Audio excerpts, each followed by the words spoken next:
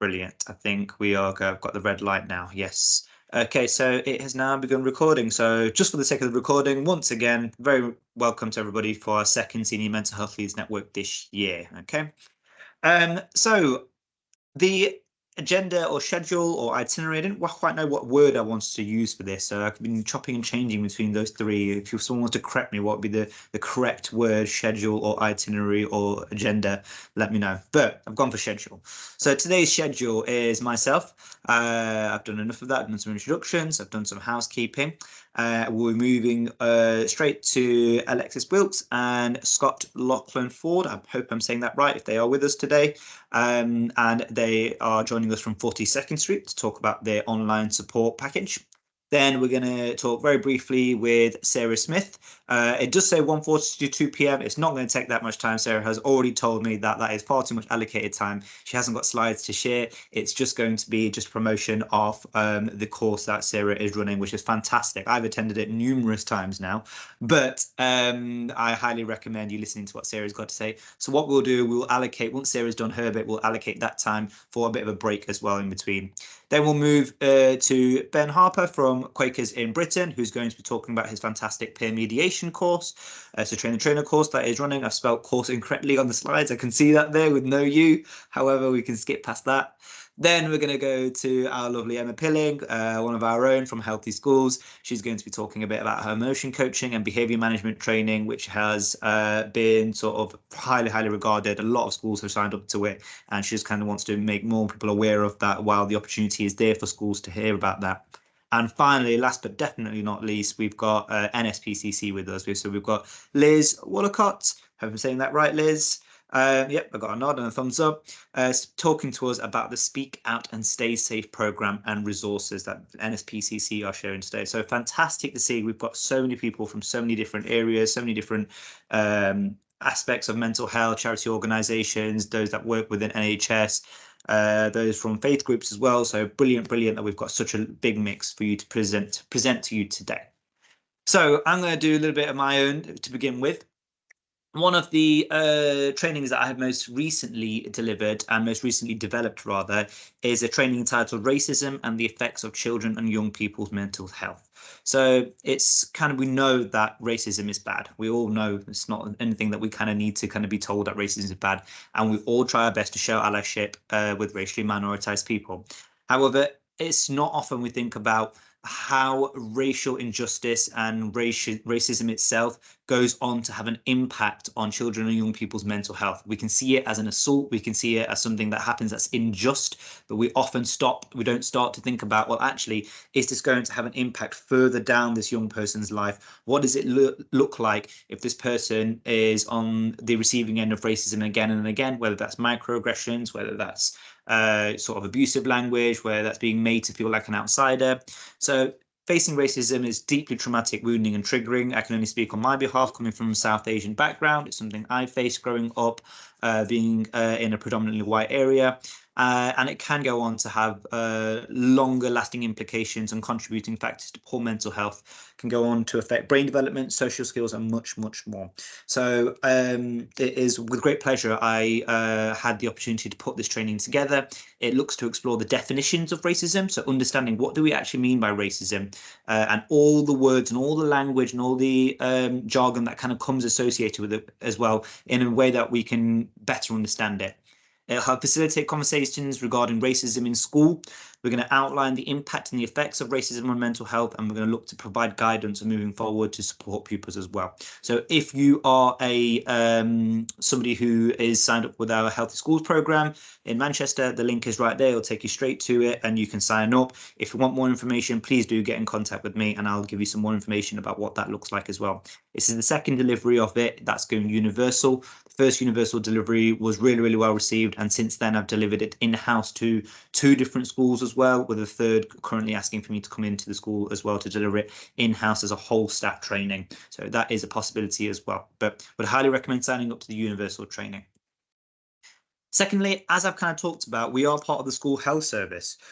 So the school health service continually aims to improve its outcomes and what it's on offer. So we are only able to do this with valuable input from yourselves, and therefore we've created a survey that we are asking all schools to complete. I know we're thinking another survey. I really don't have the time for this, but we are genuinely begging you. We're really hoping that you will get the opportunity to fill out this survey. Your input to this is invaluable. Without your contributions, we aren't able to address our gaps and ensure we can provide the service that schools and pupils rightfully deserve. So we're looking at mental health provision and services in the school health service as a whole. So what are the HCP program doing, the Healthy Child program, school nursing team? What are we doing? What do you understand what's available to you already? What do you want to see in the future part of the school health service? So your input in this will go on to inform what is available to you as a school from the NHS as part of the school health service. So it's really vital that you do take the opportunity to fill this out. There is a QR code that you can scan. It will take you straight to the form, a mobile friendly version of the form. There's a link there as well. I'll also make sure that goes out to you as well later on, and I'll also be plugging it at the end of the presentation as well. So I'll give you an opportunity. If you do want to hold up your phone and scan the QR code, please feel free to do so. So it's already on your phone. If not, you can click on the link later on and you can fill that out. So we'd really appreciate you doing that. Okay, that's enough from me. So I am going to hand over to Alexis, Wilks and Scott Lauchlan-Ford from 42nd Street to talk about their online support. I'm just going to get their presentation ready whilst they introduce themselves. Okay. Thanks so much, Zain. My name's Alexis. I'm the online support service manager at 42nd Street in Manchester. I'd like to thank Zain for getting the first spelling mistake out of the way so that we can overlook any that we come across in our presentation. We wanted to come and talk to you today about our online support and some of the things that 42nd Street do a little bit differently. And I'm joined by my colleague, Scott. Hello, thank you. And you Slides pronounced the name right as well. That's a rarity. Oh, thank you very much. Thank you. I do try where possible to try and make sure I get people's names right. People get my name wrong quite often, so I know the frustration. All right, slides are there for you. Please feel free to take control. Thank you. Brilliant. Well, we're going to split up these slides and chat to you about 42nd Street. My role at 42nd Street, I have the best job ever. I'm the Innovations and Transformations lead, which basically means I get to play with new stuff all the time and come to these things and find out what's going on and learn about what everyone's doing. And it's great fun stuff. And before that, we sort of designed our online service, which is what we're going to talk to you mostly about this morning. Just before we get into that, just in case anyone's not familiar, we will have a little bit of a chat about what 42nd Street does in general. And then Alexis is going to talk about some groups that we've got going on as well. And then we'll explore the online stuff. So have you got the power, Alexis? I do. Yeah, look at that. Teamwork. So 42nd Street, we are based in Greater Manchester. We're a mental health charity and we work with people from 11 years old if we're in a school all the way up to 25 years old. And if you're 13 and over, then you can just refer yourself right into our service. What we offer is kind of a long list of different things, but it's built around the idea that we try and respond to whatever it is that young people are bringing us. So some of what we offer is one-to-one therapies, and that's the kind of thing that most people are familiar with where we do.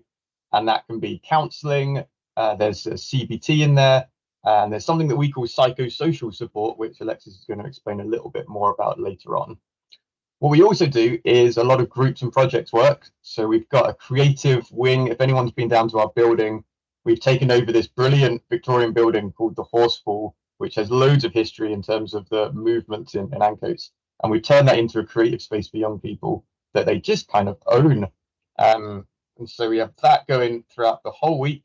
We've got identity-based groups. We've got campaigning groups and all sorts of stuff going on as well. And the other stuff we do is all of our online work. So we try and kind of respond to what's going on. We work with a whole range of different issues. We work with quite complex stuff. A lot of anxiety and depression, as mentioned, as we all know, is kind of coming through. But also we have a lot of kind of self-harm, suicide, kind of abuse stuff going on, and we work with, quite a high threshold of need in general. That is 42nd Street in a nutshell. I hand over to you, Alexis, to talk a little bit more. Thanks, Scott. So we're very aware, as you will all be, that waiting times for one-to-one therapies for young people have, just gone crazy at the moment. And for our face-to-face support into 42nd Street, waiting times are now over a year. So we've actually closed quite a lot of our referral pathways to focus on self-referrals, because it feels unethical to allow that to get much longer.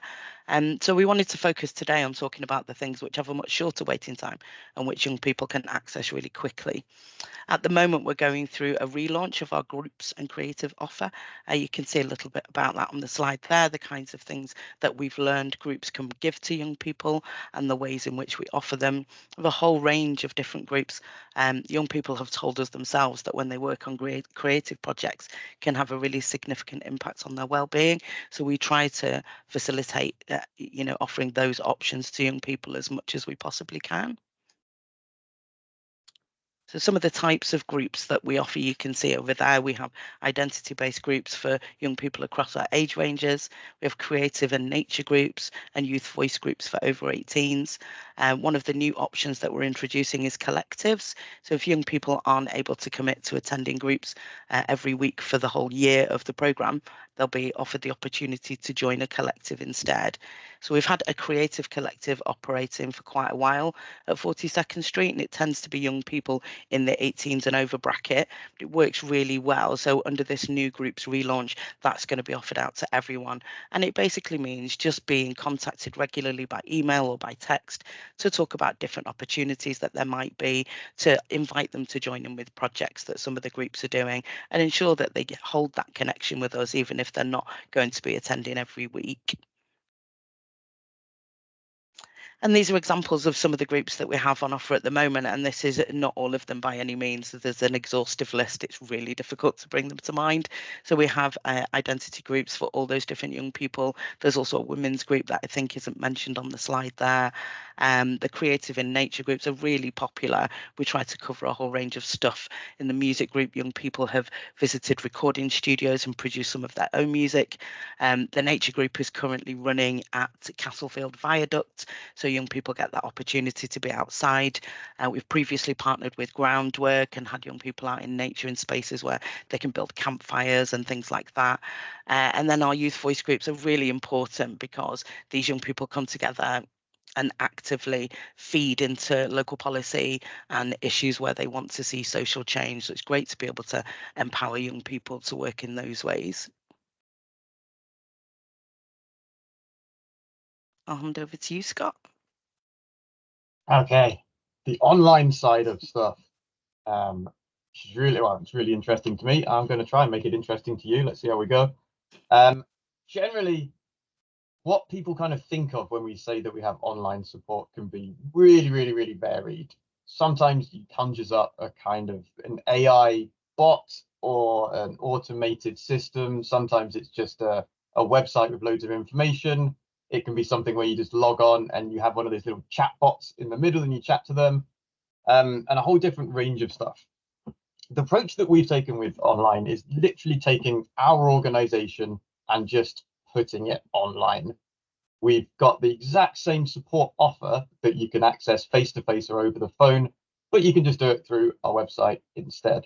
So there's no kind of automated processes. You don't go through any chatbots or anything. We do have a chatbot that's on our website, which can give you a little bit of information if you're asking for specific kind of mental health needs or if you're looking for advice on stuff.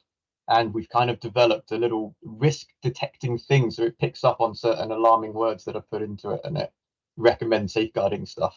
But that's about the only automated thing that we've got. It's all people based, and we want to start that kind of therapeutic relationship as soon as we possibly can, no matter how you're coming to us. Originally, how it got set up was to target people who wouldn't go through our front door. So we're aware there's a lot of stigma sometimes around accessing mental health support, and a lot of people maybe have had a less than ideal experience when it comes to statutory services, perhaps. So we wanted to create something that was easier to get onto and that you had control over in terms of how your support looks like. And for those reasons, when you go onto our website, and there'll be some links later on, our referral form's quite short compared to what it can be for the main service. And when you go in, you're immediately got a choice of how your support operates. You can go and talk to us in live chat. You can talk to us in asynchronously, which means that you sort of exchange messages for us whenever is convenient for you. And we've got a team of therapists, which are counselors and psychosocial support that do that. And we try and be as flexible as possible to get that kind of relationship off the ground for anyone who might be a little bit tentative about the idea of sitting in a room in an armchair and staring at a human and unloading all of your woes.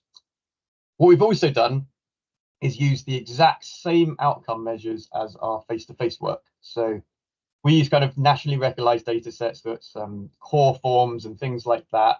And we use all of those online as well. So what we've got is this great evaluation that's done by the Manchester University that shows that the kind of support that we're offering online has the exact same and sometimes ever so slightly better outcomes than our face-to-face work. So we know that it works. And we're really trying to contribute to a national evidence base that it works, because that's still kind of building and people are still reeling from it after COVID.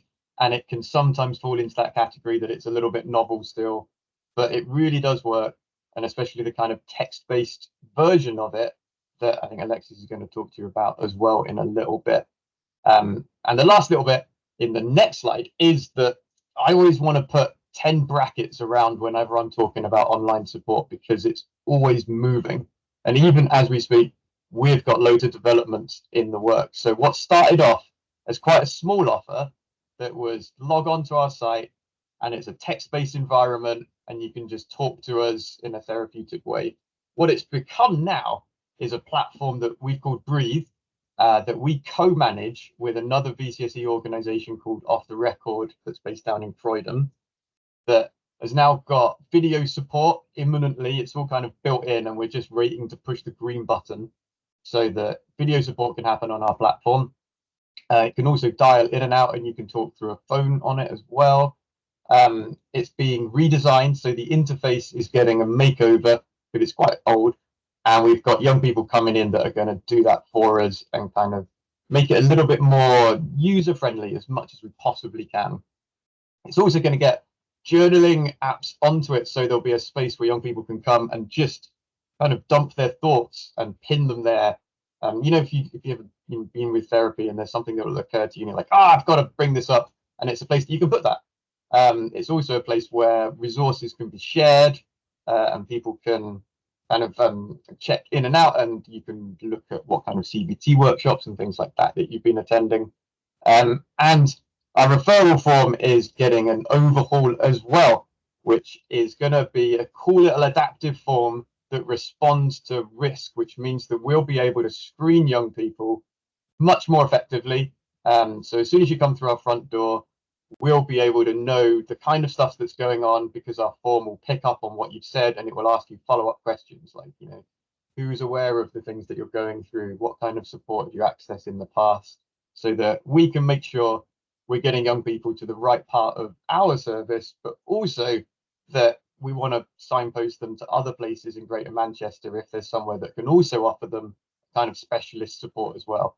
So that's kind of our journey online. It's started off really small, it's growing and growing, it's all over our website, it's getting bigger imminently. Like in a month, I think it will look very different and it will have even more features, and it's very much kind of designed by young people. And at the end, I'm going to tell you a way that you can get involved with it even more, but I'm going to hand back over to Alexis now because I'm starting to monologue. I was also just going to mention that it was co-designed with young people, and these developments that we're working on at the moment have come directly from what young people have said they'd like to see next from our platform. So it's great that we've got young people alongside us on this journey to building and growing things, and it'd be great to see it being a little bit more used. Yeah, we just want to get more people in, so we hope after today you're going to tell everybody about us. So this is a bit of what our online support looks like. These are some screenshots from the platform. On the left there, that's what a young person's chat window looks like. So it's a fairly standard chat window. It has all the usual formatting options, so you can change the colour of text, the size of text, things like that. It also has the option to add links and attachments, which is great from both sides. If practitioners want to provide worksheets or resources to young people, they can simply attach them to the chat, and a young person can come back and access those whenever they want to. What else do we have on the chat? Oh yes, the Need Help Now button at the top there. So that button's available on all of the pages of our platform. If young people are feeling in a particular distress and they click on that button, it immediately takes them to a page of crisis resources, somewhere that they can access support immediately if they wish to. And it also generates an alert on our platform. So our team who look over the platform each day and process new referrals get a notification that somebody's pressed that button, and they will reach out to the young person, check in, just make sure that everybody's been able to get access to what they need at the right time. We aren't a 24-hour service and we aren't a crisis service, so that button serves us really well in making sure young people can access support when they need to and lets them know who's open. Scott mentioned a little while ago about the synchronous and asynchronous support. So that's a choice that we give to young people at assessment. There may be occasions when we won't offer both options to young people based on the level of risk that they might be managing, but a synchronous option is a weekly 50-minute chat with a practitioner, exactly the same as it would be if it were a face-to-face session. And asynchronous support often works for young people who maybe have full-time work, or they're in school all the time and they struggle to make space in the evenings, where young people can send as many messages as they wish to their practitioner through the week, and the practitioner will send one reply at the same day and time each week, summarising what they feel the main issues are. So it's a slightly different way of working from the practitioner's point of view, but we find lots of young people find that useful. And also there's the option to work in a more flexible way. So practitioners who engage in live chats with young people might want to offer them the option to add messages too if they find they've got a lot going on between sessions and they'd love to have that space to offload. We offer that option too. I think that's one of the reasons why the feedback from young people came to have that journaling feature that we're hoping to add in the future. But yeah, for the time being, it's absolutely possible to work in a flexible way. You can see the wellbeing chart there. That's the core forms that Scott mentioned. That's available for the practitioner and the young person to see. They complete one of these core forms before their session every week, and the graph monitors their progress. We find it's really helpful for young people to be able to see when they're having improvements, and also when things have been a little bit more challenging, and give that real-time look at what therapeutic support is looking like for them. At the bottom there, you can see an example of the alerts. Obviously, the one at the top, the background is white. That shows that it's an active alert, hasn't had anybody respond to it yet. So it's one of the ways that gives our duty team information about what's needed. It's great to have those automated alerts included. And then moving on to talk a little bit about psychosocial support. So people seem to be fairly familiar with traditional therapies like counselling and CBT, but we use a lot of psychosocial support at 42nd Street. And we found that is something that really suits a lot of young people that have very complex lives, that might be dealing with multiple issues. For example, they find school pretty challenging, family things aren't going very well, or they have friendship issues. Psychosocial support is a great space to bring that. It's very flexible, draws on lots of different skills from youth work and advocacy, social work, counselling. So in the same way, young people attend their weekly session and have that space to talk, but the practitioner might offer to advocate to school if they think that would be helpful, or just open everything up. It's sort of like a more overall view, looking at the young person as a bigger picture and trying to discover different interventions that might help, as well as giving them that space to talk every week. And now it's about data. It's definitely Scott's turn. I forgot this slide was here. I thought we were going to talk about all sorts of other stuff. Data. There you go. It's brilliant.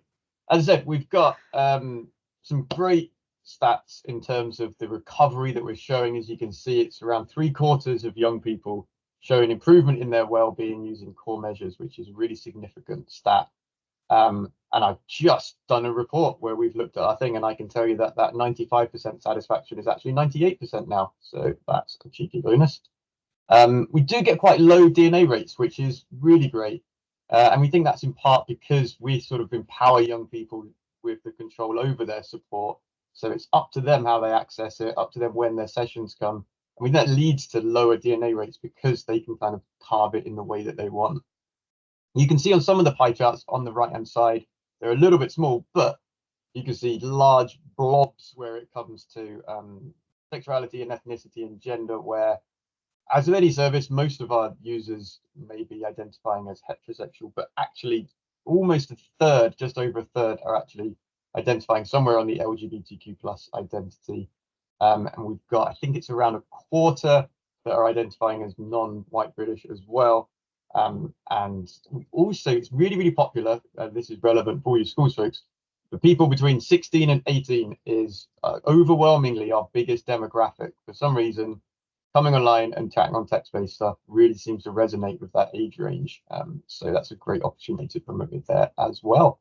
I'm not going to talk too much more about data, but I am going to give you a link if you want to find out more at the end. And the last thing I'm going to say on this next slide, I think, I'm not even sure if it's on the slide, but I'm going to say anyway, is that if you would like to get involved, what we've also got and what we're hoping to build is something that we've called the DigiTalk Partnership, which ourselves and Off the Record and Emotion part of as well, where anyone can come. We chat about our platform specifically, but also hopefully it's going to be a forum to talk about the online world and online support for young people in general. So if that is something that anyone is interested in, I'm going to whack an email address in the chat. Please do jump on that. But I'm going to hand back to Alexis now and I'm done. I was just thinking about what Scott was saying there about having so much data for young people and having such good outcomes. And one of the things that we often talk about in training when it comes to online support is called the disinhibition effect. And this is something that any online practitioner across the sector will talk about. And it's one of the reasons that we believe we get such good outcomes from online support. And in the disinhibition effect, it creates a perceived safe space. A young person is in a physical safe space when they access their sessions. So it might be their bedroom, it might be their friend's house, somewhere that they feel physically very comfortable. Because they're using text to communicate, they aren't concerned about being overheard. They know that everything that they type into their phone can be private. There is an exit page button if anybody comes and can overlook what they're doing.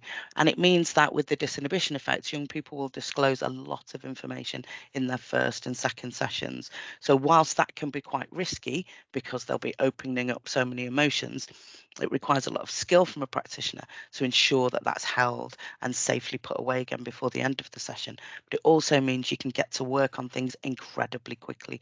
So by session 2 or 3, young people can really start to notice that having that space to express themselves is making a really positive difference for them. And you can see some feedback on the left-hand side of the slide there, which is direct from the young people that have used our service. We do get really good feedback. It's always lovely to see. And the second part of the slide there is just some screenshots from our 42nd Street site. So we're really trying to integrate the two things now so that people can easily access our online support platform from our site. But here's some of the examples of how it works. You can see it's really brightly coloured, really friendly and easy to use. It's very straightforward for young people to find where they need to be. If you have young people that are interested in accessing online support or groups, I'd recommend just sitting down with them and having a look at it there. There's been a few QR codes listed about. I don't know if anyone's caught those, but when the slides go out, do feel free to have a look so you can get a little bit familiar yourselves, or give us a shout because we'd be more than happy to chat with anyone about the way that we work. I'm also happy to answer any questions that anybody's got. Our email addresses are on the slide there, but I have spelt Scott's incorrectly, so please disregard that. Send me an email using mine, which is on the slide if you like, and the email address that Scott has put in the chat is a really good way to get in touch with either of us as well. And thanks so much for having us today. It's been really good to be able to come and tell you about the things that we do. Amazing. Thank you so much. Genuinely, it's a real pleasure when we get somebody from 42nd Street come and support us, talk to us. I've had practitioners come in the past on different trainings as well, so really brilliant. You've answered one question already, and it was because it's down to each individual practitioner. The first slide was, are you happy for your slides to be shared? So that's fine. So your slides will be shared with whoever would like to have them. That's not a problem. And then the other question has come from Miss C. Doyle, and they have put, is there anything we can share with our young people and parents to promote the online support, either the PowerPoint itself or a poster or any literature, anything that kind of a small thing to kind of promote this specific online support? Yeah, absolutely. We're waiting on some new promotional materials at the moment, which we'll happily circulate to anybody that's interested. We've had feedback from young people to say that they really prefer really small, like wallet card sized bits of promo, because they can slip those in the back of their phone. So we're going to get some more of those. We're also having some new posters made, and we'll make sure and get those across to anybody that expresses an interest.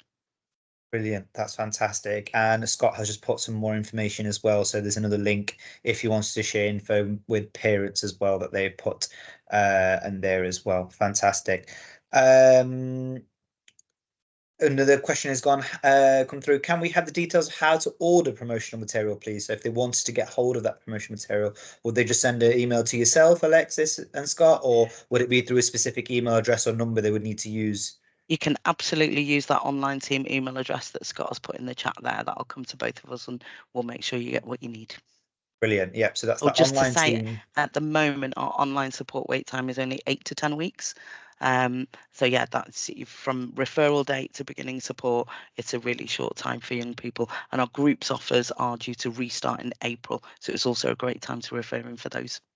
Amazing. That sounds great. So yeah, if you are looking for promotional materials, you can send a message to the online team at 42ndstreet.org.uk and they'll get you the information that you need.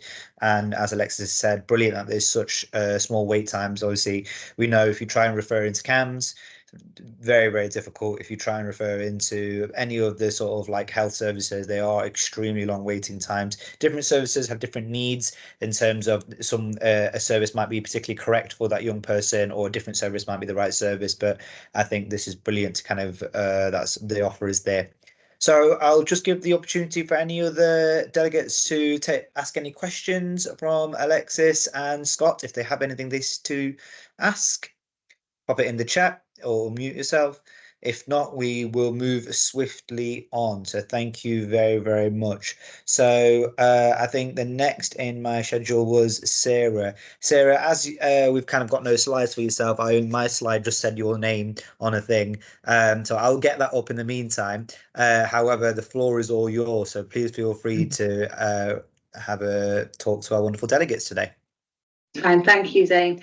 Hi everyone. Yeah, as Alexis and Scott said, thanks very much for having me along today. I'm very used to speaking for an hour using the PowerPoint, delivering training, which I can do with my eyes shut. When I get asked to just give an overview of our service, I go all around the houses. So bear with me. I'm going to make sure I cover everything, but I'm not sure it's going to be as succinct as I usually am, Zain. So apologies in advance. Just here today really to give you a little bit of an overview about Child Bereavement UK, that for those of you that don't already know. We're a national charity. We provide support to children when they have lost anybody significant to them, so not just a parent or a sibling, anybody that is a significant person in that child's life. We also support parents that have lost a child as well, so both ends of the spectrum in terms of grief there. We class a young person as anybody up to the age of 25. So we do kind of extend up a little bit further than some other bereavement charities, not all of them, but certainly than some of them. And very similar again to what Alexis and Scott were saying, we're not a crisis service, we're not a 24-hour service. We are pretty much a 9 till 5:30 Monday to Friday service, and we have a dual model offer as well. Glad to say the majority of our support now, we are back offering face-to-face work, but we do still have a remote offer. And yeah, just to again echo what the other guys were saying, it's really popular, especially with our teenagers and older young people that prefer not to be dragged out of a class at school, and for friends to asking them where you're going, what's going on, if they don't want to share that. So our Zoom support offer or telephone support offer is still really popular. I've just touched on the fact that we go into schools to provide therapeutic support for children and young people. That is because myself and my colleague Kelly, who I've got on with me today, I've brought Kelly on to introduce. Kelly's very new in post, literally a week and a half new in post, so go easy on her. We sit in what is called the North Outreach Project. So Kelly and I cover Greater Manchester, all 10 localities within the region, and there is just the two of us. But the project that we sit in covers different areas, be it the Wirral, Bradford and Sheffield.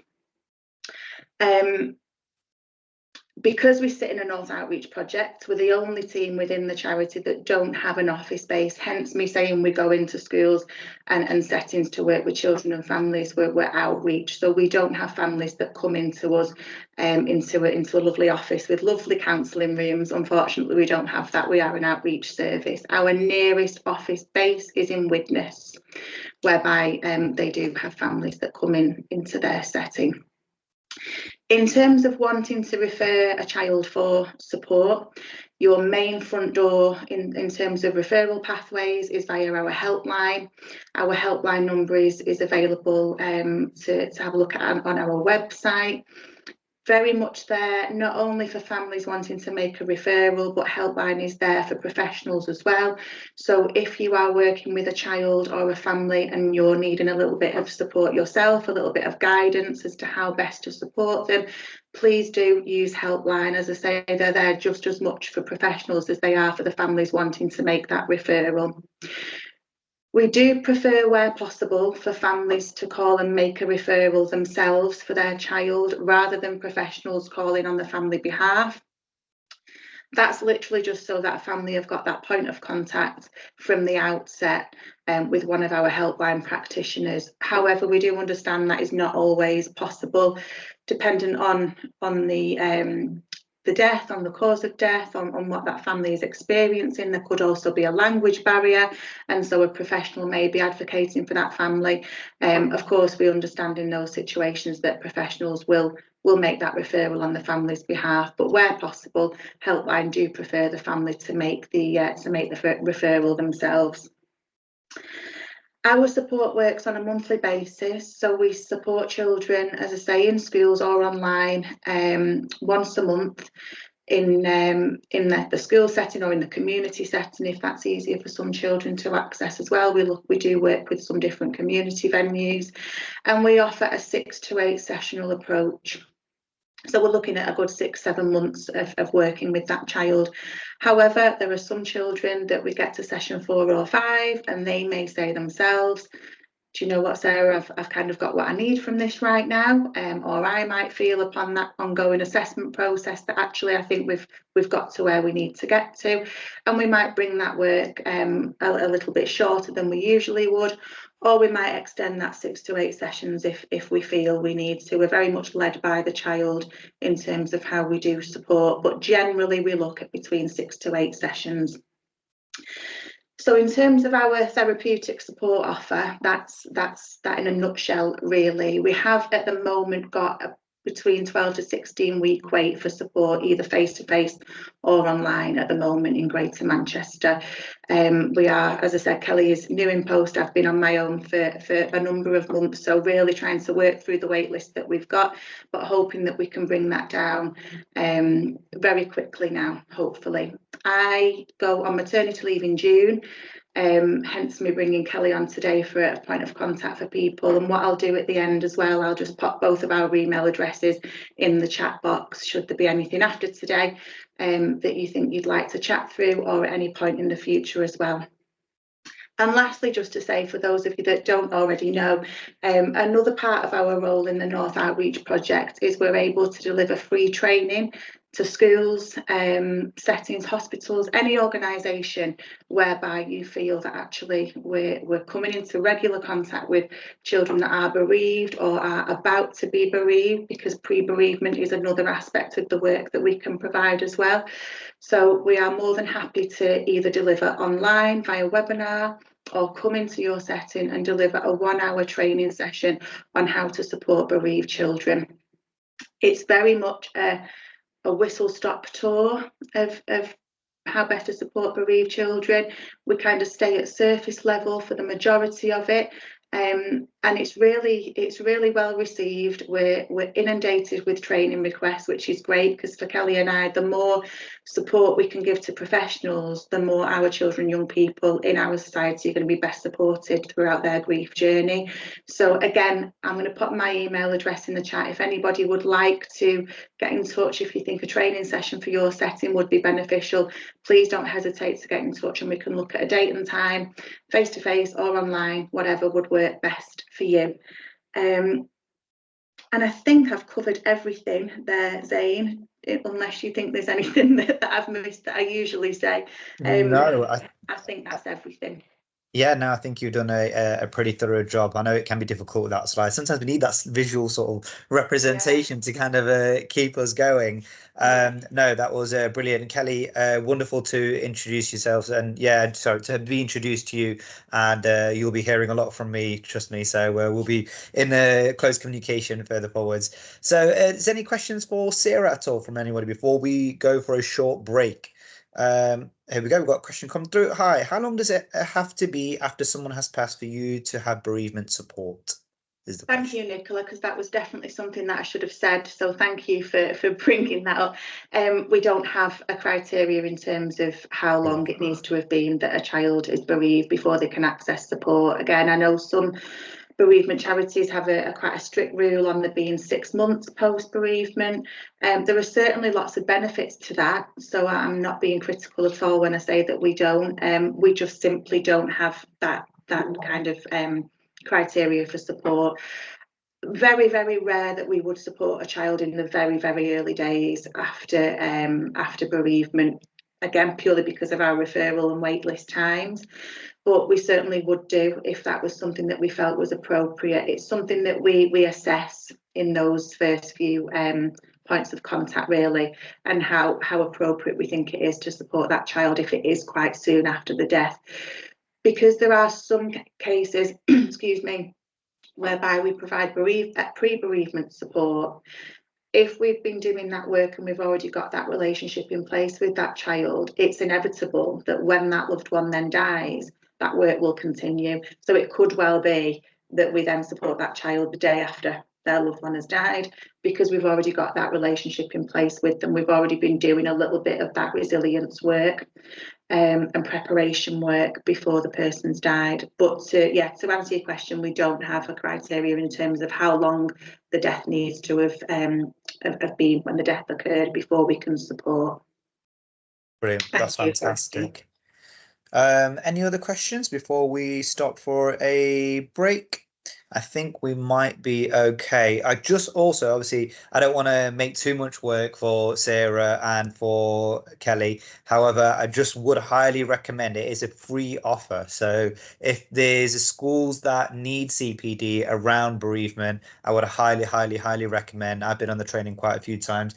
It's one of those things, it's like, how do we prepare our young people? How do we support our young people for something that we are wholly unprepared for ourselves? If they come in one day and say a horrible thing has happened and they are no longer the person they are, they're a shell of a person that they were, that bubbly character in your classroom, what can we do to support them? And as practitioners, it's one of the last things we think about. We're ready to support them with maths, we're ready to support them with many other things, but how do we support when they've lost a loved one in their life? So for you to be ready to be able to do that, I would highly, highly recommend taking up the offer for the training as well.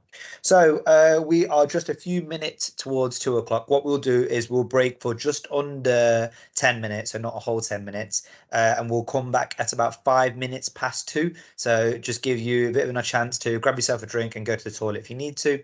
And so we're back at 5 minutes past 2. So just over 10 minutes, sorry. 5 minutes past 2. Thank you very much, everybody. See you soon.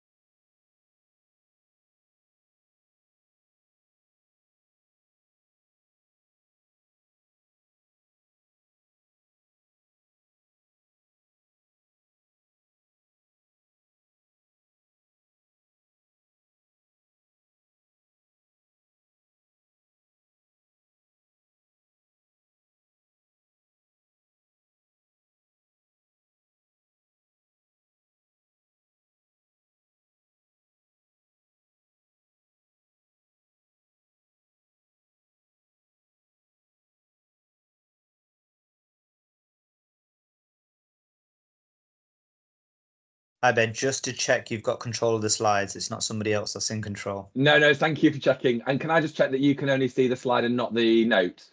That's correct, yeah. Brilliant. Okay. We've got it the right way, yeah.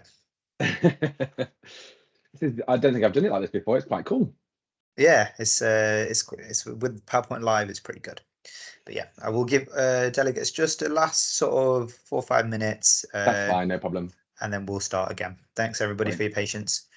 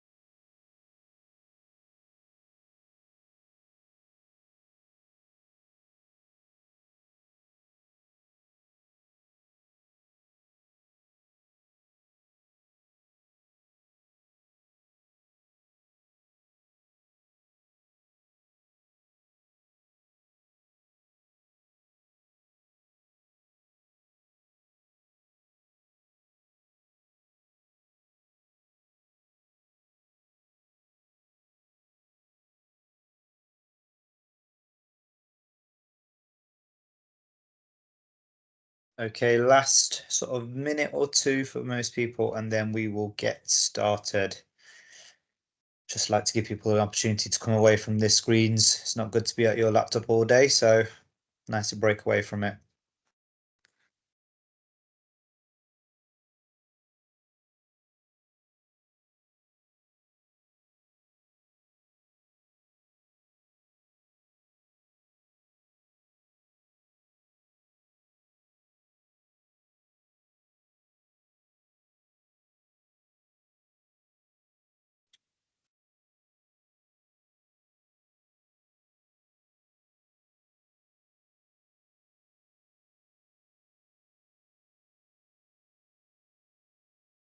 Okay, right, Ben, I know I'm a minute earlier than I said, but I think that feels long enough. I can feel it in the air, right? Thanks, Zain. And thanks for having me here today. Nice to kind of meet everybody. My name's Ben. I work for Quakers in Britain. I have worked in and around education for a bit longer than my face might suggest, in various different roles. I've done sort of youth work and more learning mentor type work, and I've also been a primary teacher as well as part of my career. But my current job is working to try and grow peer mediation across the country. Peer mediation is something that is run really successfully in some parts of the country, but not something that there's lots of currently in Manchester. And I'd love to change that, because I really believe in peer mediation being something that can hit a number of different outcomes, which I'm sure are of interest to you. Peer mediation is conflict resolution by young people and for young people. And I want to start this afternoon by telling you a little bit about Elijah, who might be a typical Year 6 child who might sound quite familiar to you. So Elijah is somebody who is relatively academically able. He is particularly good at maths, maybe finds reading a bit more tricky. He's generally a friendly and well-mannered child, and gets on okay generally in school, but he does sometimes find himself getting into a few arguments and stuff about football on the playground at lunchtime. Elijah is actually a fictional character, but represents probably a child that maybe you know, or kind of or know something very similar about. And what I want to tell you about this fictional character Elijah is that he trained as a peer mediator, and as a result of training as a peer mediator, was able to say the following things. And these are actually real quotes, even though Elijah is fictional. These are quotes from real children, maybe like Elijah. So I'll let you just read some of the things that he said about his experience of training to be a peer mediator.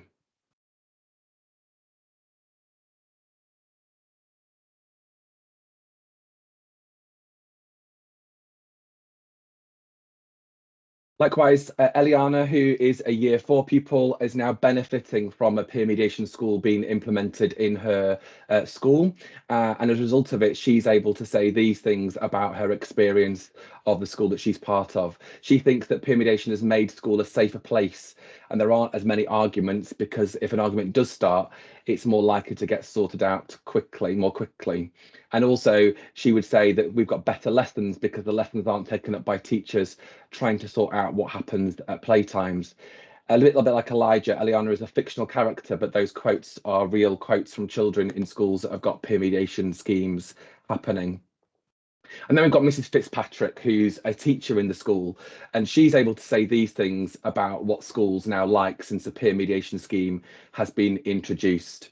She would say that learning is not disrupted, lunchtimes are a happier time, and it seems to have had an overall all-round effect on the school. And I'll let you just read the other thing that she says as well.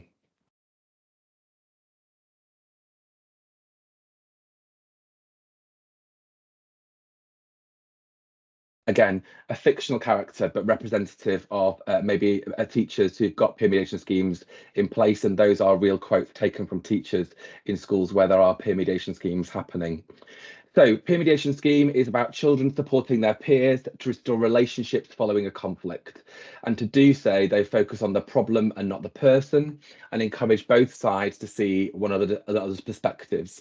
So as you look at that picture on the screen, some of you'll be seeing a duck, and some of you will be seeing a rabbit. Actually, neither of you are wrong. It's just looking at it from a different perspective. And peer mediation is all about helping children to see things from another perspective. And it's helping children who found themselves in conflict be able to see better another person's perspective, and be able to sort of see that maybe have a greater sense of empathy and understanding of another person's point of view. There's lots of studies about peer mediation and the effects it has. Some recent data from schools in the Sheffield area, done by an organisation who does a lot of peer mediation training in that area, said that they found that 74% of schools saw a change in their school because of peer mediation, a positive change, perhaps that should say. And 67%, also just over 2/3, said that being peer mediators would, children said that being peer mediators would help them in secondary school as they went forward. The research around peer mediation would suggest that there's some of these common outcomes that happen when schools introduce a peer mediation scheme. And I wonder which one of those outcomes would be most important to you.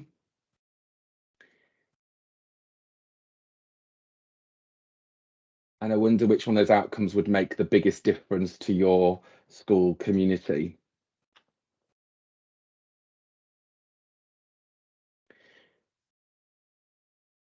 Now, hopefully, if the technology works, I'm going to show you a very short video of just kind of this in real life. This is an example from Quest, who are Sheffield-based, and they've made a little bit of a video about peer mediation, and this just shows a little bit of it in action. And we don't seem to have got sound. Is that right? Have you got sound, Zain? Oh.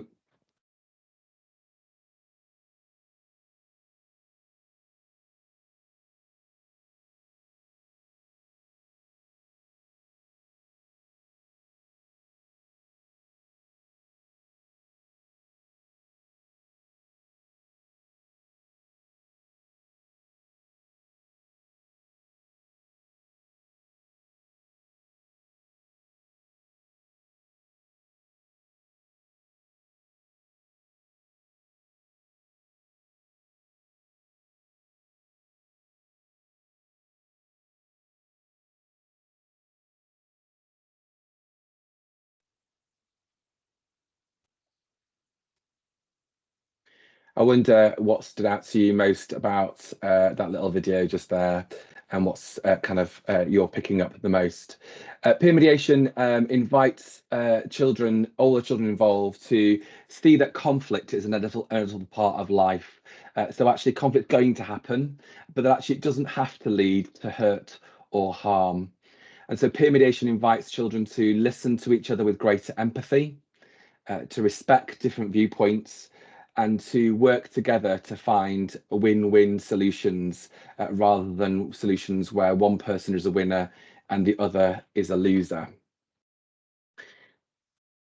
And recognise that schools are busy places and there are many competing demands going on in school already for you. And so thinking about introducing a peer mediation scheme, and where does that fit into all the other things that you're currently trying to do and are obligated to do. But actually, I think that peer mediation can tick a number of boxes that you're already trying to tick anyway. So we know that in the Ofsted framework, there's a section on behaviour and attitude, that relationships among learners and staff need to be reflecting a positive and respectful culture, and I think that what peer mediation does is contribute to that. Another part of the Ofsted framework would be around bullying, and seeing bullying as being something that is being dealt with properly. And again, peer mediation invites children to see difference positively and can reduce things like peer-on-peer abuse and bullying as well. Again, likewise with your PHSE and citizen curriculum, I think it ticks a number of boxes around the relationships, health and well-being, and living in the wider world sections of the curriculum. And also, I think it kind of meets some of the obligations that you might be part of, your initiatives that you might be running in terms of your human rights respecting schools stuff, and also trauma-informed schools approaches as well. A little quote from Ofsted. This is again a school in Sheffield who had Ofsted in, and they commented on their peer mediation scheme. I'll let you just have a little read about what they said about the children in that school as a result of the peer mediation being involved.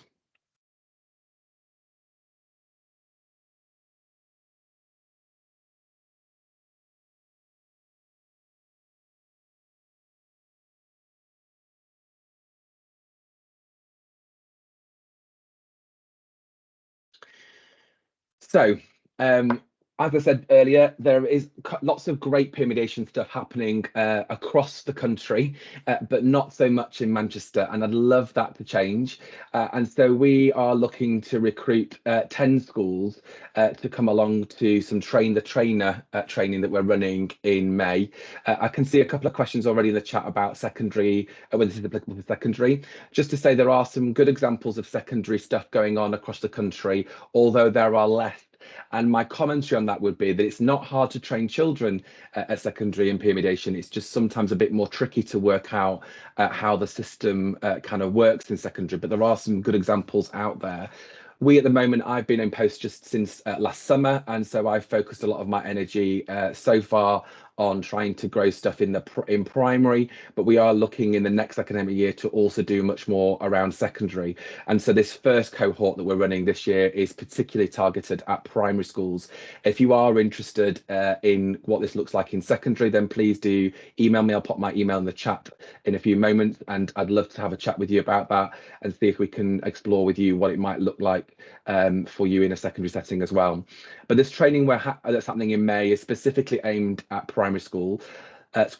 We're ideally looking for 2 members of staff from each of those schools to come along.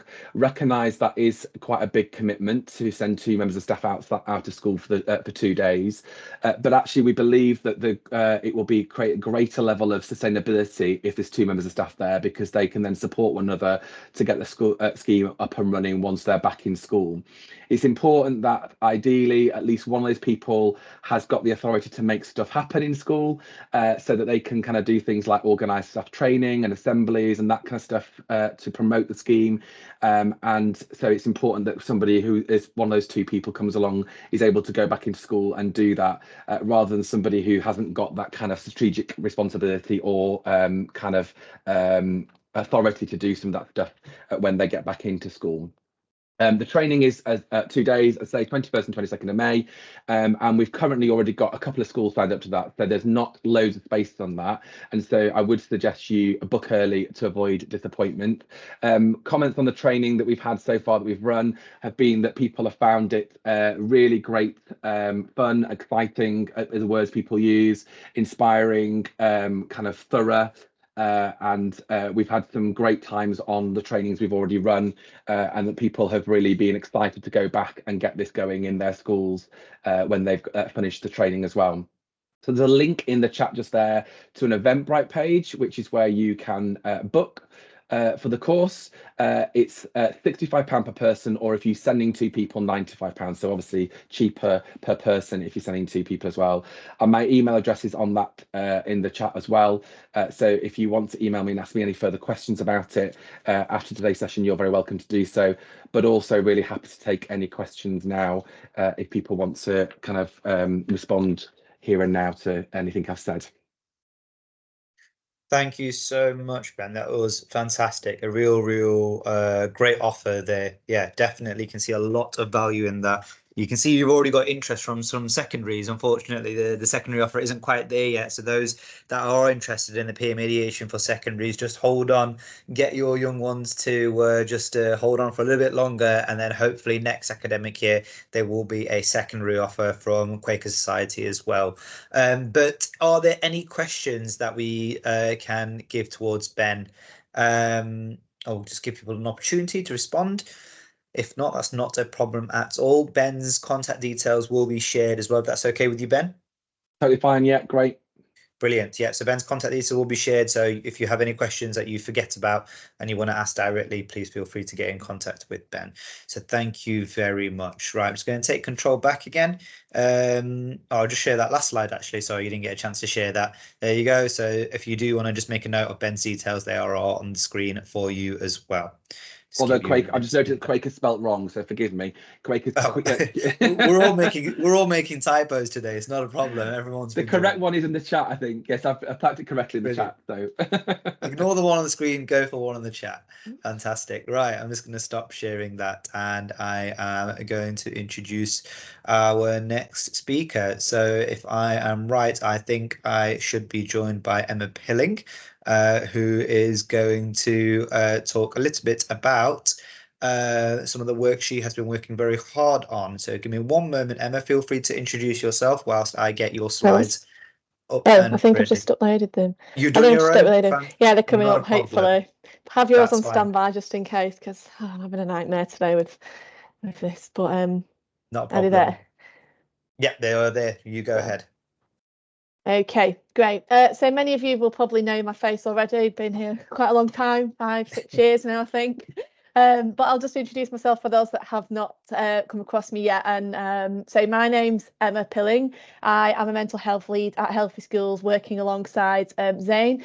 But this year, you probably wouldn't have seen me as much or had much to do with me, as I am kind of working on the sides, overseeing a range of initiatives in response to the needs of our Manchester schools. So one of our programmes you might have seen is the Emotional Based School Non-Attendance Programme. And the second one I'm overseeing at the moment is to do with behaviour support. So today I'm just here to give you an insight into this behaviour support offer, just to make sure that you're aware of the support that we do have in place.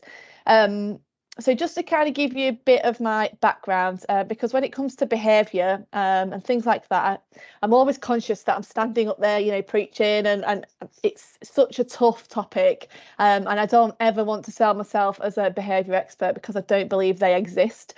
So everything that I kind of do is based on my experience. So I have worked in, you know, some of the most complex settings in Leicestershire, in Salford, across many SMH schools. So that is my background, and everything that I kind of develop, deliver, or the support that I give, you know, is all with this in mind from that experience. So I approach each school with empathy, an in-depth of understanding of the pressures that each and every one of you face. I tailor my work to individual needs and those pressures, the challenges and circumstances of the school.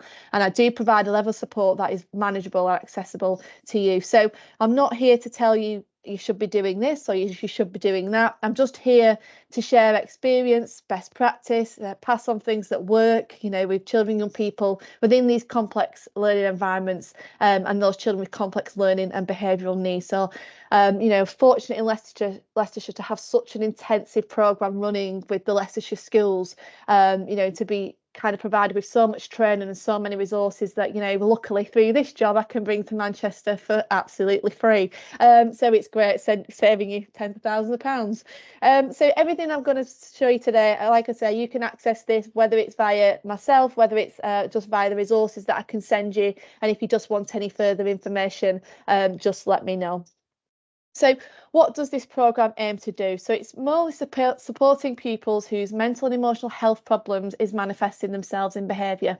So I am one of those people that you may roll your eyes at, that say I don't believe in challenging behaviour. You know, I am someone that there's always a reason for that behaviour. I'm a person that will always delve deeper. I'm a person that will always look at, you know, supporting the child to develop those skills rather than punishing the child. So I'm very much about behaviour regulation and not behaviour management. And again, I'm not preaching that that's the way forward, but that's just something that I am strongly advocate within my practice. And then supporting that emotional regulation in the classroom. So by that, I mean the teaching strategies we use, creating those trauma responsive and supportive classroom environments, looking at seating plans, looking at learning plans, making, you know, the needs of children, you know, making sure they're met, because from my experience, a lot of behavioural problems and issues come from unmet needs in the classroom, and it's just about delving a little deeper into identifying what those could be and how, you know, we can support those learners in particular. So as I've mentioned, why, you know, have we launched this programme this year?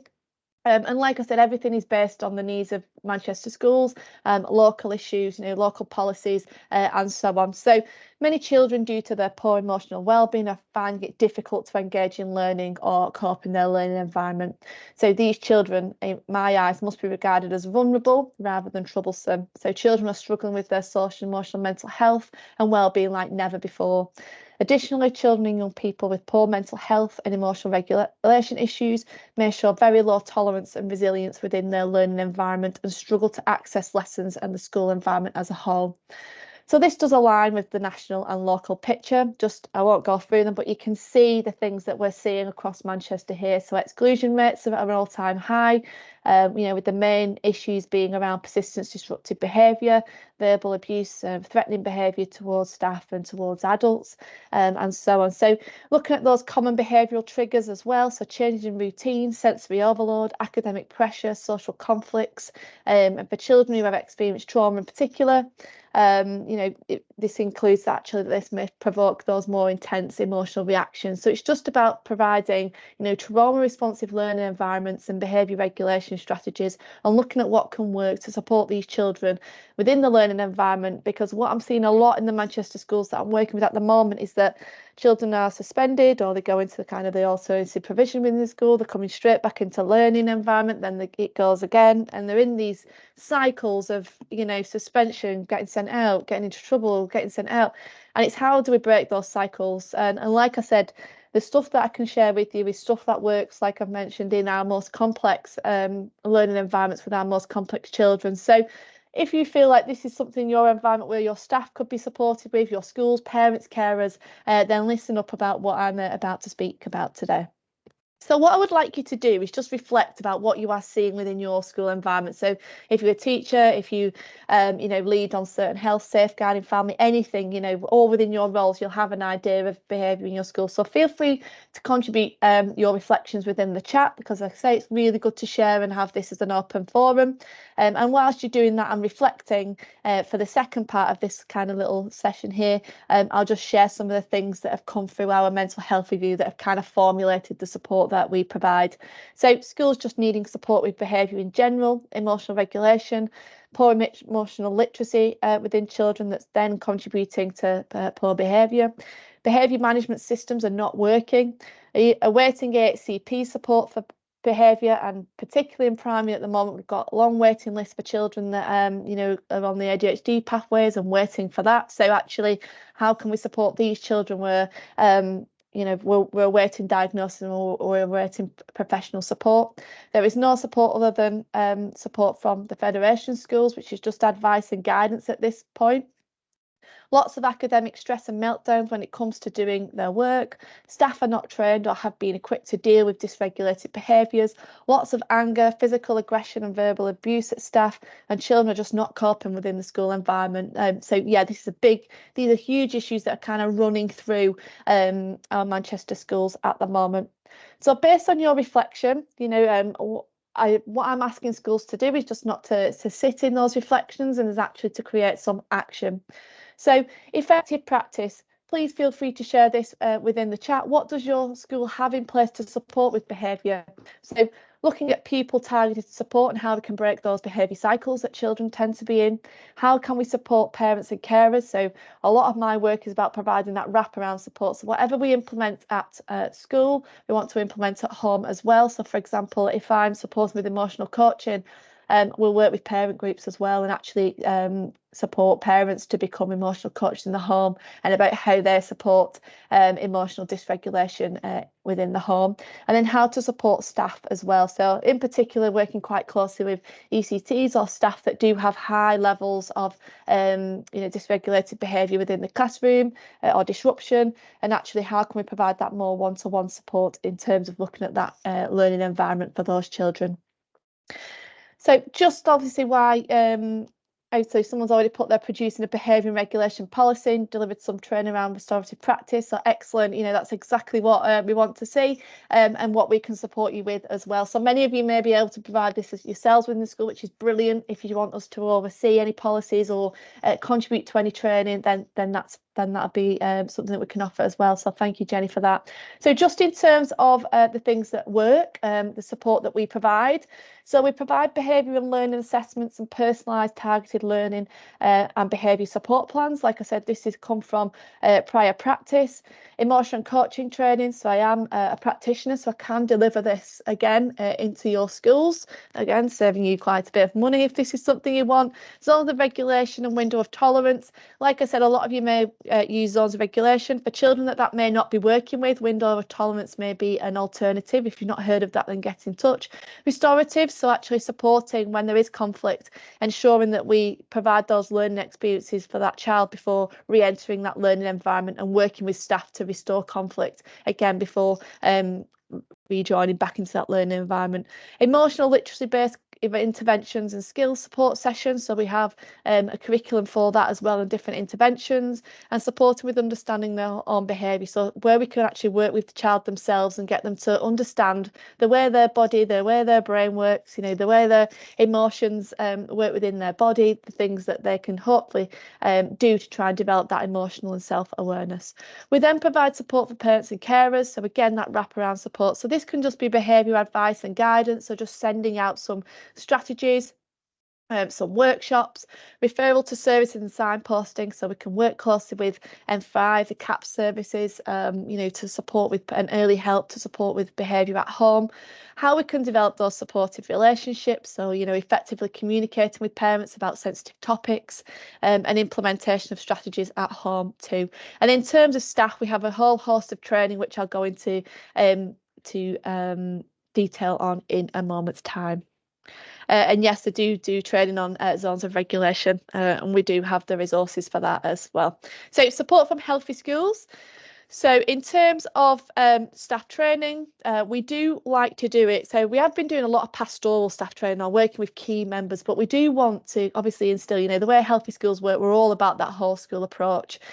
So before we can effectively support behaviour, we do need to understand it. So what this training supports that is that ethos, culture and environment, you know, providing that support, targeted specialist support, but everyday support within the classroom and the work that we do with these children day to day. So it's very heavily obviously aimed at all staff, but it also introduces concepts of working with parents and so on. And we just use a lot of case studies there about what works with different types of children. But the main thing is on obviously developing that ethos, that environment, and really a supportive strategy within that learning environment. We then offer an introduction to emotion coaching. So again, it's a huge kind of thing. Again, I'm a huge advocate for this. This is something that works from, you know, nursery all the way up to secondary post 16. It's something that I've used, you know, within all my practice, and it's just a way of relating to the children, making them feel emotionally safe before we then try and target obviously that behaviour.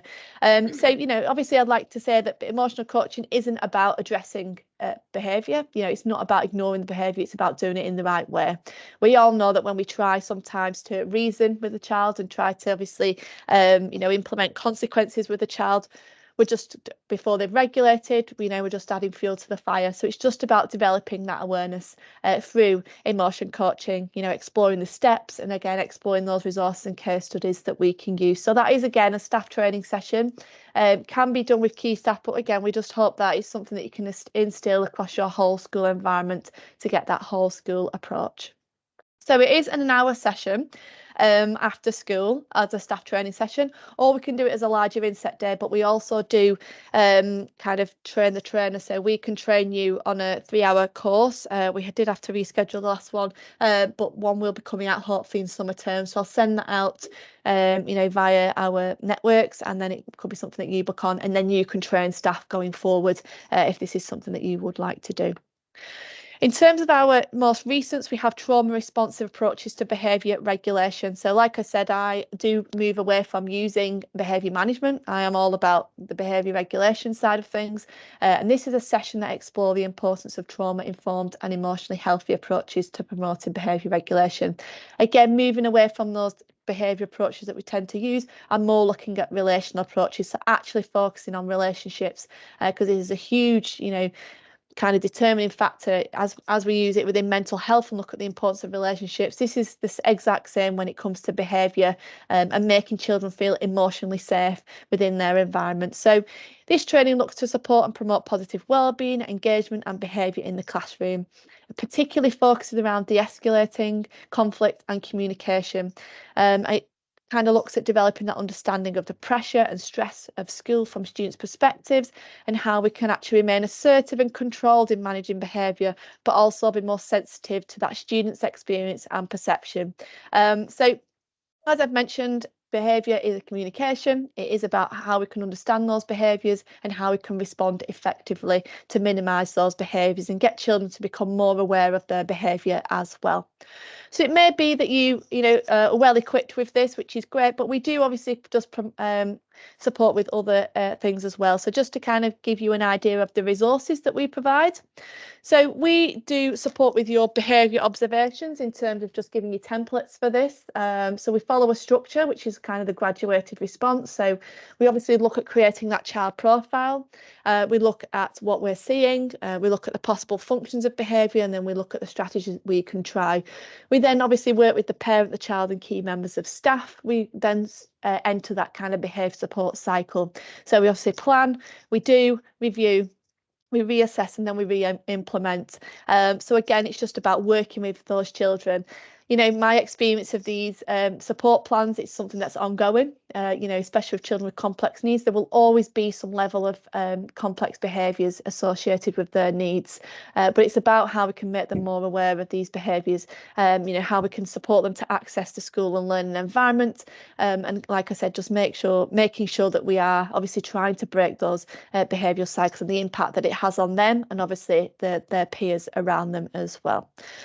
So again, this is just an example of other resources that we use, you know, strategies that we use with the child, whether it's zones of regulations or whether it's windows of tolerance. You know, if your school that uses zones of regulation and it isn't working for certain children, then get in touch about, you know, windows of tolerance, because that's something that we used heavily in the SMH schools, which seems to work for those children that can't access the zones of regulation. So that's more if they struggle, they're still struggling, or at an age or a level where they're struggling with kind of emotional literacy, they're struggling with the identification of their emotions and so on. So it still very much kind of works at that most basic level of that emotional support.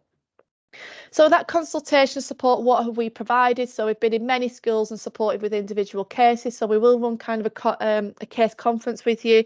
So especially if children are awaiting ADHD diagnosis or CAM support or, you know, EHCP, they've just got drafts, things like that. We can support with those learning and behaviour plans. ECT support, so actually supporting newly qualified staff in terms of, you know, obviously within their training, they may not have all the ACEs and trauma understanding, the mental health awareness and how that impacts behaviour. So actually just not looking and dealing with what they're seeing in front of them, but actually having that bigger awareness of as well. We support with SENCO's support as well, EHC support and guidance. So in terms of the support we provide, obviously it's training support, resource support, and then that consultation support. But if there's anything I've not mentioned in terms of behaviour, you know, in emotional support and anything like that that I've gone on about, and it's something that you might wish to see if we offer, then please do not hesitate to get in contact with me. So thank you for listening. I know there's a lot there. You'll obviously get my slides afterwards and you can contact me as and when. Just to kind of finish on, I will actually be leaving Healthy Schools in April. However, I will be continuing this work till the end of the year. So if you do want all of this support, you know, then get all the resources and training for myself before the end of the year. However, I will be remaining in the school health service as a SEND and transition lead, and I'm hoping this can come under my SEND work, and I will try my best to somehow keep this work going somehow. So yeah, so if it is something you want, please access it as soon as possible, because my obviously caseload and work demands will fill up within my new role as I move over on the 1st of April. But like I said, I will promise that my support will still be there till the end of the year. So thanks very much, Zain. Anyone, any questions, please feel free to find me an email. Thank you so much, Emma. Yeah, so that's a kind of like a bit of an announcement from Emma. So Emma, if you are aware, if you've been working with Emma for a long time, she is leaving Healthy Schools.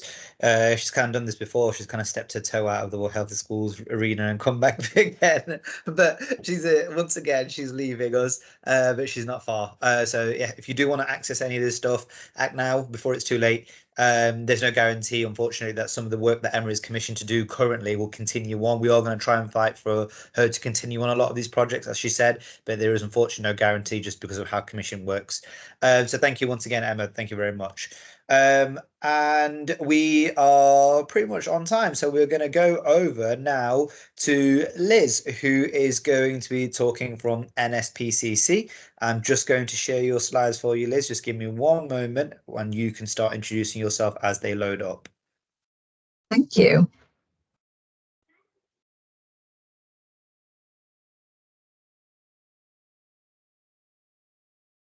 Okay, so hi everybody, good afternoon. Thanks so much for having me. So my name is Liz Woollacott, I'm from the NSPCC School Service.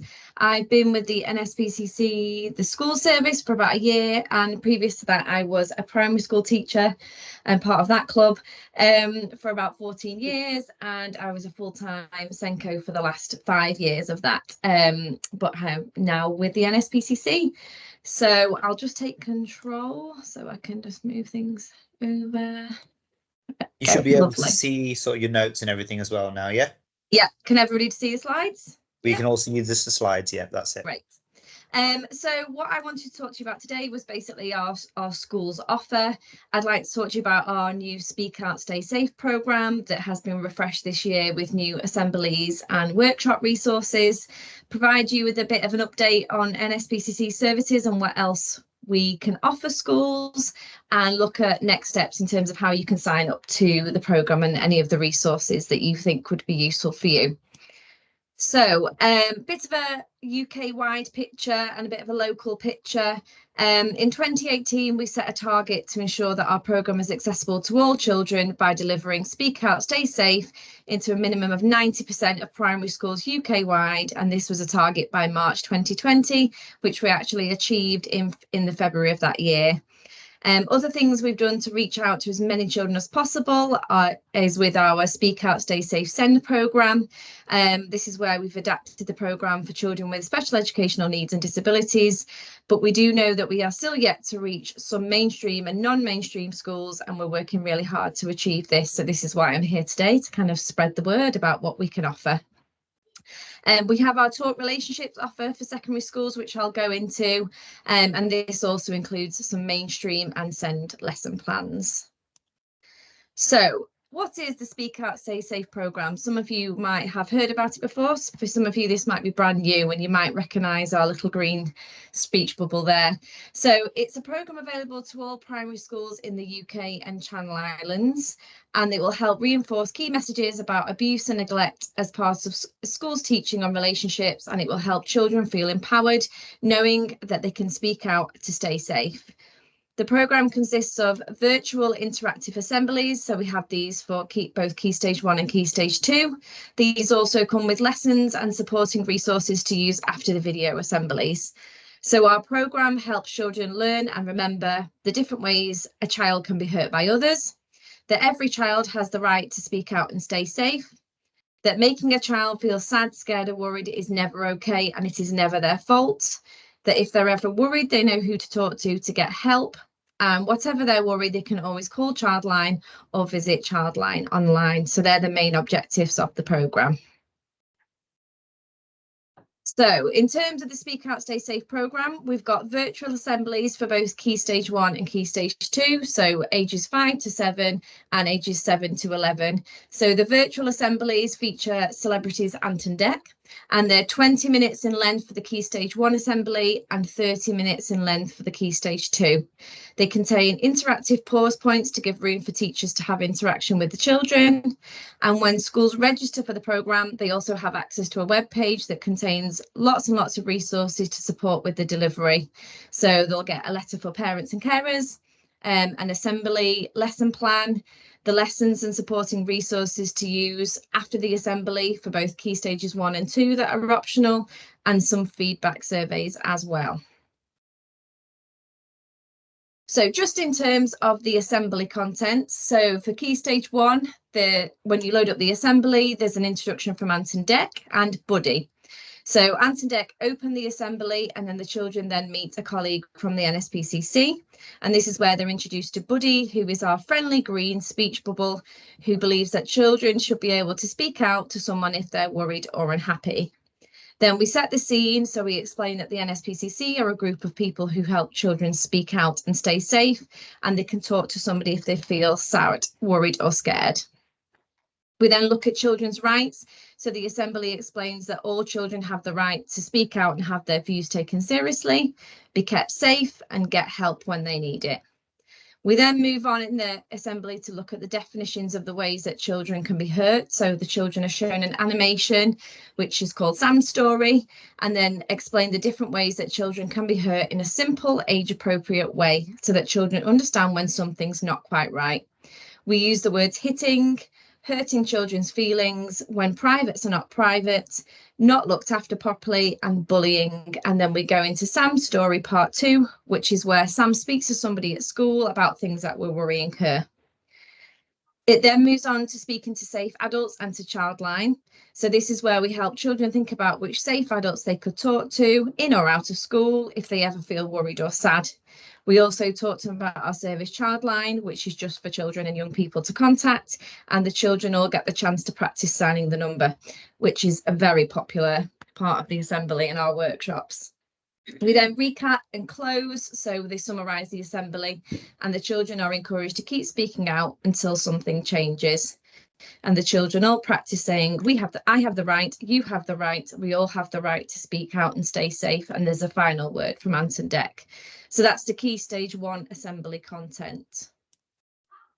These are some of the images that we use in the Key Stage 1 assembly. So you can see that the images are quite simple, they're clear and they're colourful, but they're also illustrations as well, which is age appropriate for the children.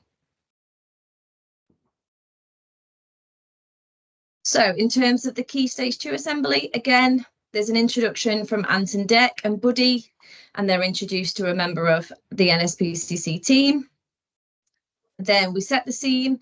So here we explain that there are lots of reasons why some children might be feeling sad, worried and anxious, and may need someone to talk to. And if children don't know where or who to turn to, they can end up keeping worries to themselves. So this is where we move on in the assembly to look at a sack of worries and definitions of different types of abuse. So for the sack of worries, this is where the children are introduced to an empty sack, and the children are asked to imagine bricks being put into it that are like worries the child may be carrying around. We then tell children about particular types of worries, which are forms of abuse, and the forms of abuse we consider are neglect, physical abuse, emotional abuse, sexual abuse, and bullying. Then it moves on to speaking out to safe adults and Childline again. They help the children think about which trusted and safe adults they could talk to lighten the load, so referring back to the sack of worries. And they also get the chance to learn about Childline.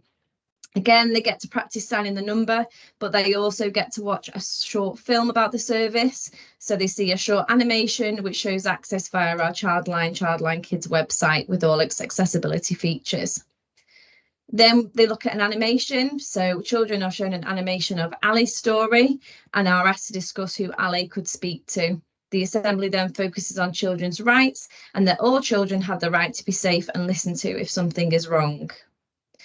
They recap, so there's a summary again of the assembly and children practice saying the rights, and then there's a final word from Anton Deck. So if I just show you what some of the images look like for the Key Stage 2 assembly, again, very clear and simple, but they do differ from the 5 to 7 materials because they use photographs rather than illustrations.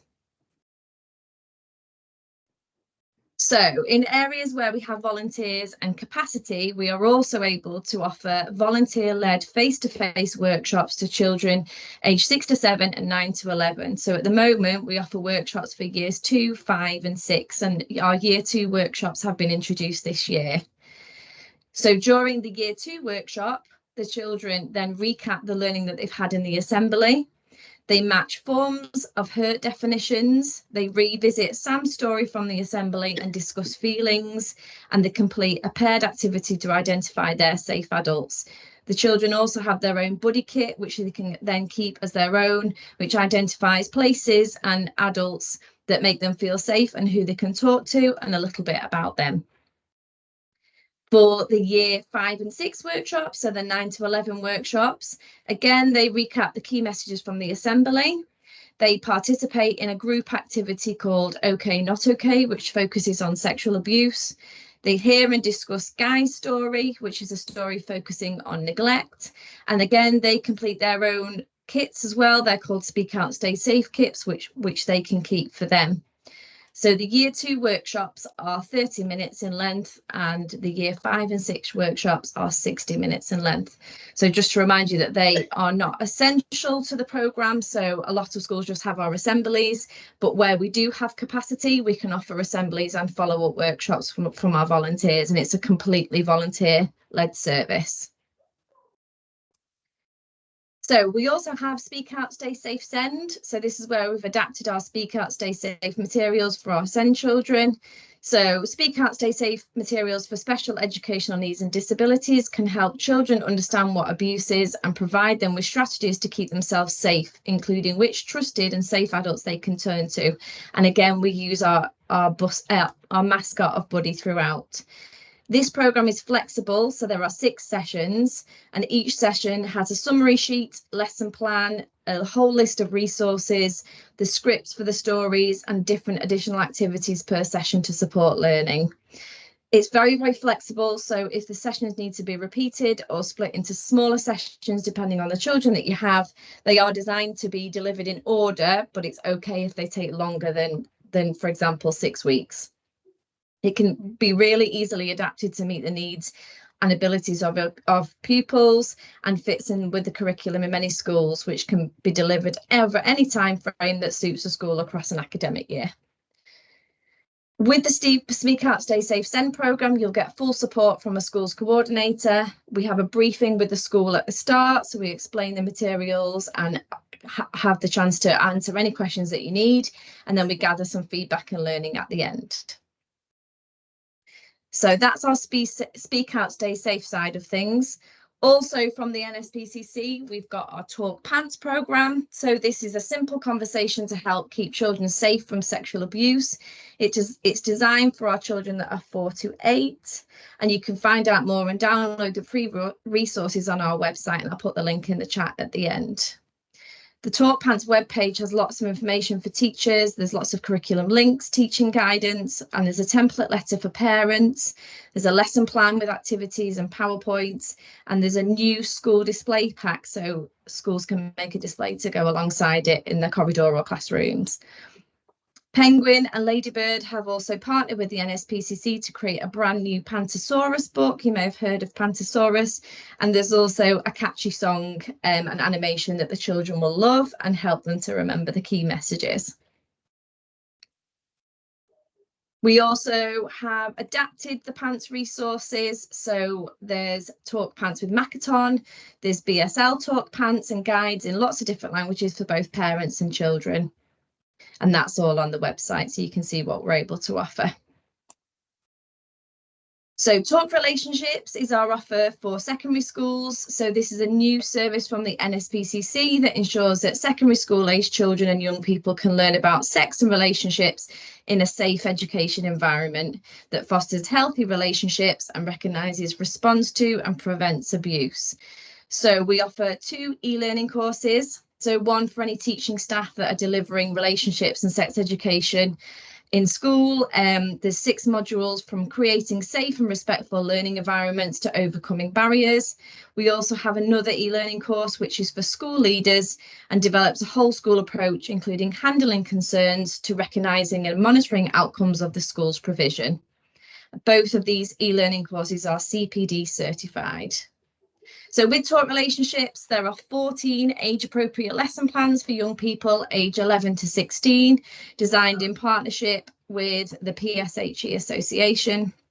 There are also 6 lesson plans for young people with SEND and some young people on the autistic spectrum as well. So all of our lesson plans are designed to be interactive and encourage conversation and discussion between students. So when you have signed up to a Talk Relationships package, the teachers also have a dedicated helpline just for the Talk Relationships. The e-learning and the courses are the only thing that are paid for. All of the resources are free, and everything else that I've talked about so far is free to schools as well. Just a reminder about Childline. So Childline is still always here for children. We have the phone number, which is free for young people and children to use 24/7, so they can always get through to a counsellor anytime, day or night, 365 days of the year. But we also have quite an enormous online presence as well, because we've got our one-to-one chats, our email counselling service, and a wealth of resources available. We have 2 different websites. So we have Childline Under 12 or /kids, and then we have an over 12s website as well. So there's lots of games on there, there's lots of therapeutic activities, and they've always got a counsellor that they can speak to as well.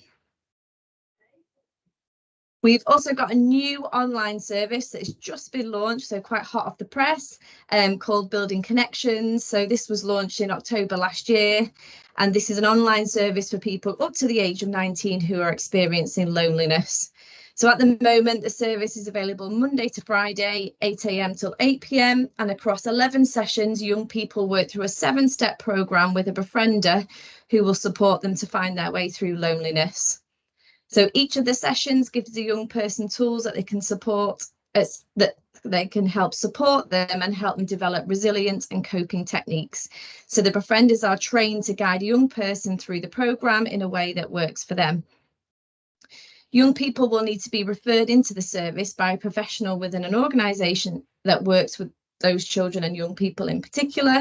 So when a teacher or another professional identifies that young person who they may feel will benefit from the Building Connection service, they need to complete a request for service form. So with the form, it's designed to help us access the suitability of each young person to ensure that the NSPCC is providing them with the correct service at an appropriate time. So they will need, as the NSPCC Building Connection service will need full identifying information of each young person referred into the service, and this helps them to connect the young person with the right befriender and contact them if they are assessed as suitable. So you can find out more about that. I'll put the link into the chat for that one as well, and that will enable you to find the request for service form and some more information about it. So we also have a lot of information regarding online safety. So there's lots of information to help parents keep their child safe online. All this information is available on the NSPCC Online Safety Hub, where parents and professionals can read the blog. There's a newsletter they can sign up to, but they can also request a group parent workshop. And we've had a lot of schools that have arranged this for a group of parents in school. So I'll pop all the information on the chat about that as well. Again, everything to do with that is free as well. So just a little side note as well, we want to support school fundraising. You can visit our school's fundraising platform for fundraising ideas and support and payment advice. And I can also put a link into the chat as well. You may have heard of our very popular Number Day. We've also got Childhood Day as well coming up in June, so it's always worth bearing that in mind if possible to raise for fundraising. So I've got a lot of links and a lot of different sign-ups. Going back to the main programme, Speak Out, Stay Safe, that is all free for schools. I can put the link into the sign up into the chat. So when you sign up, you'll go through to a registration form. You'll come through to a schools coordinator in your area who will then help you to access the free assemblies to deliver in school and discuss the possibility of being able to organise workshops in school. In Manchester, we've got quite a big volunteer population. We've got over 30 volunteers that will travel across Manchester who are all wonderful at what they do. So we do have lots of capacity. So we'll be more than happy to discuss that if that's something you were interested in. And I think that's everything from me. It was quite a whistle-stop tour. Hope it didn't go too fast. No, not at all. That was fantastic, Liz. Thank you so much for sharing all of that. Brilliant offer from NSPCC. So that is, I'll just pop some things in the chat. Yeah, no worries at all. Yeah, feel free to do so. Yeah, brilliant offer from NSPCC. So plenty for you to get hold of there as well. So that is the end of our senior mental health leads meeting. There are just a couple of things I just wanted to share. So I'm just going to take the screen back again from you, Liz. And mainly it is just to say thank you, and once again a final request to fill out the school mental health survey. So please, please, please, our service is really, really dependent and only improves through your feedback. And it's just a chance for you to feedback and for you to be able to say what it is that you think we are doing well, what you think you could be improved from school health service overall as well. So please, please, please do take the opportunity to scan the QR code or hit the link there. And I'll be sending out the link again. If you do not do so, I'll be chasing you to the ends of the earth for you to fill out this form. No, I'm joking. But no, really appreciate you doing so. And once again, a big thank you to all of our trainers and to all of our practitioners who have contributed to today's Senior Mental Health Leads Network meeting. The meeting is recorded. I'm almost certain that all of our practitioners are happy for me to share their slides. So I will share all the slides with all those that attended. And thank you to you who did give up your time and attend. So thank you so much for carving out the time in your busy afternoon to come in and attend. Hope you found it useful. Hope there's something you can take away from today. Thank you very much, everybody. I will stay on hand if there's any other questions just for the next 2 or 3 more minutes. But if not, have a wonderful rest of your day. And our next event will be towards the summer, so keep your eyes peeled for when that is. So thank you very much and take care. Thank you.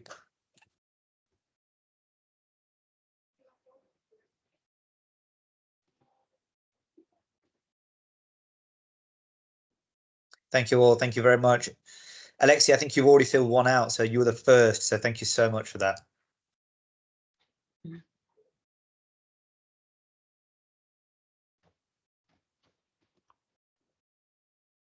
Thank you all. Thank you very much.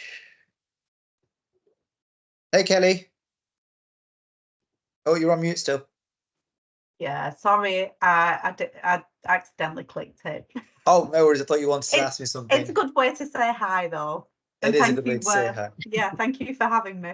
Not a problem at all. We look forward to you being at future events as well. If you just want to, now that you've been at this event and now that we've had Child Bereavement UK deliver at this event, it's likely we won't ask you to come for the 3rd event.